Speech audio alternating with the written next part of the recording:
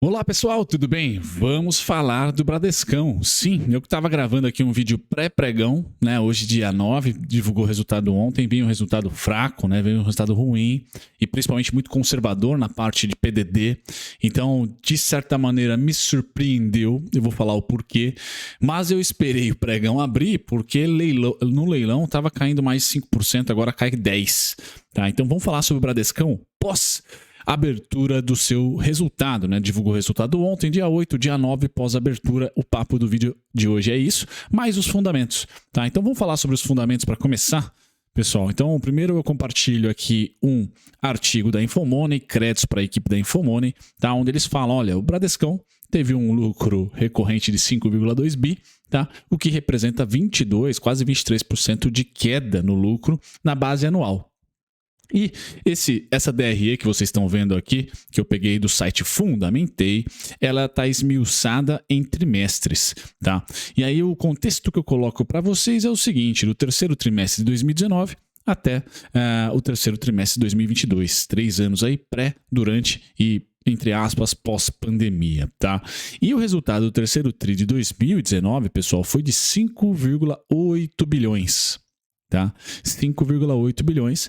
E aí, se você comparar com o resultado do terceiro TRI de 2022, o 2022 foi 5,2. Só que, lá em 2019, pessoal, olhem só a provisão dos pagadores duvidosos, apenas 36%. Tá? Então, o Bradesco cresceu e muito de lá para cá.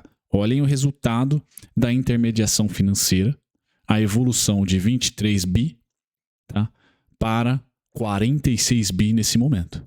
Tá? Então, o que faz o abater, tá? Um dos principais fatores do abater desse lucro, pessoal, é aqui, ó, PDD. Tá? E aí eu tiro o zoom para vocês e destaco 3 períodos que nós tivemos de conservadorismo dos bancos. Primeiro, pré-2020, ali no quarto TRI, já começou a ter um pouquinho de receio com inadimplência na época. Tá? Depois a gente vai para 2020, pandemia, então os PDDs aqui 180%, 200%, 114%, por isso que diminuiu dividendos, por isso que diminuiu o lucro. Tá? O lucro em 2020 girou em torno de 3 a 4 bi. Tá? Já em 2021, tá? Girou em torno de 5 a 6 bi. Tá? E o PDD verdinho. Então nós saímos de um ciclo de aperto de PDD, mais dinheiro que o banco separa para de repente ter ali cobrir inadimplência dos seus clientes duvidosos, seus pagadores duvidosos. Tá? 2021 já fica verde, abaixo de 100%, abaixo de 80% é bem bacana, tá bem otimista em relação à economia. Tá? E 2021/2022, vocês percebam que o PDD começa a ficar vermelho e amarelo aqui, ó. Então, o quarto trimestre de 2021 foi bem pés no chão, ali a pré e durante PEC dos precatórios, lembre lá do calote, nós tivemos também, naquele momento, nenhum auxílio do governo mais, tá? Logo a economia estava andando por conta e tivemos uma recessão técnica, tá? Aí veio a PEC dos precatórios, depois veio março lá com todos os incentivos fiscais, FGTS, 13º, corte de impostos e PEC dos benefícios no segundo semestre desse ano de 2022. Durante todo o ano de 2022, nenhum bancão embarcou nessa onda de consumo, nessa onda de fiscal expansionista do governo. Principalmente Santander e Banco Bradesco. Vejam que o PDD de 2022 não deu muito crédito para esse crescimento econômico que nós tivemos esse ano. Tá? Porque ele foi muito ali auxiliado pelo fiscal brasileiro. Então vejam que a dívida, o PDD se manteve aqui mais alto do que 2021. O que isso gera para analista, para Faria Lima? Opa, tendência de inadimplência está alta, conservadorismo dos bancos também. Tá? Então o Bradescão ele deu um spike nesse terceiro trimestre em relação ao seu PDD, 96%. Voltando aqui a flertar com números nem perto de 2020, mas que já começam, tá, a invadir os 3 dígitos, ou a querer invadir os 3 dígitos. Tá? Então é bem importante aqui, quanto mais alto o PDD, menor os dividendos. Tá? E aí menor a atratividade para o IFNC, que é um setor de valor. Tá? E depois, quando a gente esmiuça os resultados, vocês vão ver nos artigos, aí teve também um pouquinho de perda de carteira de crédito, tá? Mas principalmente, pessoal, vamos lá. O Bradescão registrou lucro de 5,2 bi, uma queda de 23% aproximadamente, e veio abaixo da projeção da Refinitiv, que era de 6,7, tá? As principais razões para esse resultado, segundo o artigo, e aqui é a opinião do banco, aquela mensagem da administração, né? Foram o desempenho da margem financeira com o mercado, que foi negativamente afetada pelo nível atual da Selic. Aqui, asterisco, pessoal, o mundo das seguradoras, principalmente aquelas que aplicam em CDI, só melhorou. Vocês viram o resultado que eu publiquei aqui da BB Seguridade. Então, o lucro financeiro lá em cima. Por quê? Já renovou as carteiras com títulos que renderam CDI ano passado, que estão pré-fixados esse ano. Tá? Mas aqui, o banco coloca que foi impactado negativamente pelo nível atual da Selic. Pela expansão da Selic esse ano, ainda teve um pouco de impacto negativo no banco. Eu creio que a partir de agora, pessoal, com a Selic normalizada, ou seja, estável, os bancos devem ter não mais um impacto negativo aqui da margem financeira com o mercado. Isso é o que eu espero. Tá? O aumento do PDD, aí sim, que é inadimplência, tá? Expandida, causada pelo cenário de inadimplência, o reforço do PDD complementar, então já estamos quase em 100%, tá? E o impacto da deflação do IPCA no resultado financeiro de seguros. Então, aquela carteira que a seguradora tem de títulos em pós-fixado em inflação, perdeu valor porque a inflação caiu. Tá? Então, enquanto as condições macroeconômicas estão meio bombásticas, pessoal, ano passado subiu muito rápido o CDI, os bancos não conseguiram acompanhar tão fortemente. Esse ano, segundo semestre, a inflação por mão do governo e tal, caiu. Os bancos também não conseguiram acompanhar. Eu creio que 2023 será estabilidade. Estabilidade de juros, estabilidade de inflação, estabilidade de crescimento. Tá? E aí os bancos se dão muito bem. Então, apesar de um resultado chinfrim e o mercado penalizar em 10%, pessoal, o Bradesco vai dar oportunidades, os bancos vão dar oportunidades, na minha opinião, antes do Ibovespa, antes das commodities, tá? Assim como foi em 2011, 2012. Então eu não estou pessimista com o banco no curto prazo. Os resultados, sim, já mostram um Brasil que, está sobrevivendo por crédito. Tá? E aí a inadimplência já está sendo um pouquinho elevada. Isso deve se rebater também no cancelamento de casas, nas vendas das incorporadoras. A gente vai ter que namorar muito esses dados de alta rotação, né? De alta atividade, de sensibilidade da economia real mesmo. Tá? Então, no curtíssimo prazo, pesadelo, mas o pesadelo no gráfico tem pontos. Eu vou mostrar para vocês logo em seguida. No ano, pessoal, quem que é o melhor banco? BBAS com 41%, Itube com 33%, Itaú com 33%, Banrisul com 29%, o IFNC 21%, e é o índice que mais sobe, pessoal, o setor que mais sobe no ano. Santander 0,75% e o Bradescão é o patinho feio com menos 4%. Tá? Aí a gente vai para a análise técnica, que hoje esclarece para mim, pessoal. Primeiro, o Bradescão chegou nos pontos de suporte. Tá? Pré-PEC dos benefícios. 14,76 e aqui é 13 alguma coisinha. Tá? 14,4. Esse é o BBDC3. Tá?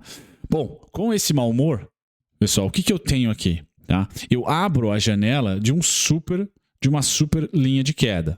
Tá? Essa super linha de queda tem início na política monetária, lá em julho de 2021, fim na PEC dos benefícios, tá? E aí eu traço esse movimento, tá? Que gera um alvo lá em 11,30, certo? Eu tenho 11,30, 12,7, 10,57, 10,7, tá? Mas não é o meu cenário base.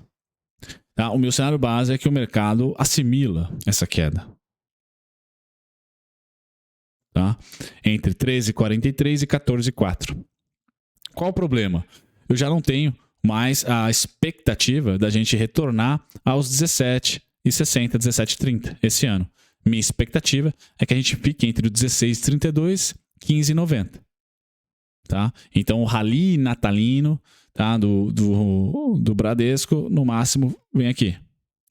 16,32. Óbvio que está muito quente, né, a notícia, e o mercado está realmente rotacionando nesse momento, pessoal. Ele está olhando ali, de repente, para uma China aquecendo, sai de bancos, vem para commodities metálicas, sai de bancos, vai para consumo e varejo. É uma rotação que está sendo feita no setor agora. O sinal foi dado pelo Santander, agora chancelado pelo Bradesco. Não sei se Itaú e Banco do Brasil vão também reportar balanços mais conservadores. Acho que Itaú deva reportar também. Agora, o Banco do Brasil é uma dinâmica diferente, porque a carteira de agro é muito forte. Então, talvez o agro ainda seja o cara mais resiliente para o Banco do Brasil ser o menos conservador em relação a PDD, etc. Tá? Então, qual que é meu cenário base para o Bradesco 3, pessoal? Que a turbulência é grande, mas que ele fica por aqui. Tá? 14,4 e 13,43, tá? E aí lentamente, porque o final do ano talvez beneficie mais consumo e varejo, tá? 16,32, 15,90. Beleza, pessoal? Então, 13,43 aqui é o ponto, tá? Não tenho cenário base para esse ano dos 12,7, 11,30, 10,57, 10,7, tá? Meu cenário base ainda é o amarelo, tá aqui, ó. Beleza? Bradesco 4, que vocês que é mais líquido, tá? Também abriu com uma mega queda, 10%, obviamente, e tá nos meus suportes da PEC dos benefícios, que eu achava que não ia romper esse ano mais. Tá? Pois bem, pessoal, tá aqui mais um aprendizado e humildade, né? A gente tá com um cara que vai romper, tá? Então, o meu cenário pro Bradesco 4 talvez seja um pouquinho mais de estresse, porque tecnicamente romperia esse fundo, que tá aqui nos 15,72, tá? 16,28, 15,72, 15,13, tá? Esses são os pontos, tá? Esses são os pontos para que o Bradesco estabilize, então, e volte a subir até os 18,66, 19,59, 18,77. Tá? Então o caranguejo deve continuar só no curtíssimo prazo. Pode ter no Bradesco 4, pessoal, um leve rompimento da PEC dos benefícios até os 15,72, 15,13. Certo? Dessa maneira que eu vou trabalhar com o Bradesco. Tá? Não estava esperando um resultado. Por quê, pessoal? E faltou comentar isso. Porque eu tinha exatamente esse cenário para os bancos, tá? Ou seja, entre agosto e outubro, começar a galopar a inadimplência, tá? Eu tinha esse cenário. Só que aí veio, para esse ano, a PEC, tá? E eu achei que a PEC dos benefícios, por ser fiscal, expansionista, o fiscal faz tendência, tá? Gera burburinho, gera crescimento, aquecimento da economia no curto prazo. Eu falei, poxa, vamos só pensar em inadimplência ano que vem. Olha, não. Os bancos já estão reportando linha de inadimplência alta, o Serasa a mesma coisa. Então, eu errei. Tá? A PEC dos benefícios não foi o suficiente para conter, tá? O início aí da pessoa que não consegue mais honrar as suas dívidas, tá? Então é um sinal que a economia está arrefecendo, é um sinal que a economia sem o fiscal lá da PEC dos precatórios de março e dos benefícios estaria bem pior, tá? Tirando aí as exportadoras, a economia doméstica tá, vamos dizer assim, meio doente. Isso, os bancos e o Serasa acaba deflagrando. Cancelamento de casas também, de financiamento de casas também é um dado importante para a gente olhar, tá? Em relação a esse poder de compra e inadimplência. Então a gente tem que saber que, política monetária faz travamento da economia. É esse o significado de jogar os juros lá em cima para conter a inflação. Papo positivo, pessoal, é que a gente deve ter aí uma desaceleração, quem sabe se bem tocada pelos políticos, tá? E pelo novo governo eleito, uma deflação rápida, um soft landing, é isso que estão apostando nos Estados Unidos, é isso que a gente tem que apostar os otimistas aqui no Brasil, tá? Para que não se torne uma depressão, né? Uma recessão muito longa. Tá? Mas é importante, isso é sinal de que a economia está tomando um baque, tá? E isso faz parte do ciclo econômico. Tá? A gente deve ter, então, os bancos ainda resilientes. Por quê? Porque ano que vem eu tenho o cenário do que a política monetária vai fazer o efeito na economia, mas vai fazer o efeito também na inflação. Então a gente deve ter Selic e inflação estáveis, pessoal. Bancos ganham muito dinheiro. Tá? Selic lá em cima ainda ganha muito dinheiro, porque aí não vai ter mais como ter desculpa de resultado financeiro não vir bom. Tá? E aí os bancos se tornam bem neutros em relação à atividade econômica, enquanto que todas as outras, ou boa parte dos outros setores, tirando utilidade pública, se tornam bem sensíveis, e aí o mercado volta para os bancos. Acho que agora é um enxugamento dos bancos para o rally natalino, talvez mais um boom pequenininho ali de inflação, de commodities, mas ano que vem volta o trade dos bancos, pessoal, certo? Então é bom que o remédio amargo dos PDDs comece agora, porque aí nos próximos trimestres já vai estar meio que aguardado, já vai estar meio que na expectativa, tá? Esse PDD alto. Mas, de novo, pessoal, BBDC4, se não romper aqui os 16,91, é o suporte. Tá, eu coloquei 15,72, 15,13 como máxima dessa queda no meu cenário base. Tá? E aí, nesse mesmo ano aqui, ele volta a lateralizar até os 18,66, 18,77. Certo, pessoal? Fico por aqui. Você que gosta de proteger sua carteira, gosta do papo técnico que eu coloco nos meus vídeos aqui, na descrição, o primeiro link é para você. Carteira técnica de ações, abertura na segunda, fechamento na sexta, tá? E também proteção via opções. Né, utilizar opções aí para especular, ganhar um din-din e também, de repente, proteger uma ação que você tem para longo prazo. Tá? As duas carteiras por uma são as carteiras do Henricão, certo? De curto prazo. Deixo para vocês o descontão, tá? Durante o mês inteiro, não precisa ter pressa, na descrição. Tchau, tchau.